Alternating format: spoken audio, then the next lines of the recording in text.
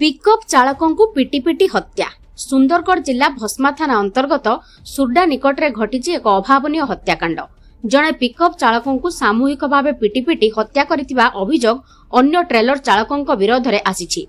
मृतकों नाम राजेश मुंडा, जहां घर सागरपाली खमारपड़ा बोली जनापड़ी।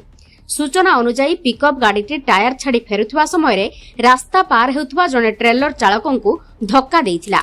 एहाकू केन्द्र करी उत्त्यक्त होई अन्य साथी ट्रेलर चालक माने पिकअप चालक राजेश मुंडा को लुहा रड और अन्य मारणास्त्र रे अत्यंत निर्मम भावे आक्रमण करथिले।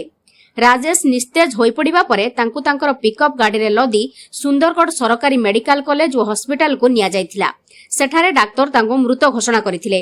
परे हॉस्पिटल पक्षरु भस्मा पुलिस और टाउन पुलिस को सूचना दिया जायथिला।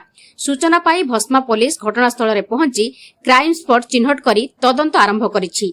एही हत्याकांड रे संपृक्त थिबा 3 जण ट्रेलर चालकों को गिरफ करा जायछि। पुलिस कहिछि तदंत जारी रहिछि एवं आहुरी किछि गिरफ होबार संभावना रहिछि। एही घटना को नै अंचल रे चांचल्य सृष्टि होइछि। प्रफुल्ल रोहिदास को रिपोर्ट, सुंदरगढ़ लाइव। जदि यही वीडियो भल लगी तेबे आम सुंदरगढ़ लाइव चैनल को लाइक, शेयर और सब्सक्राइब करंतु।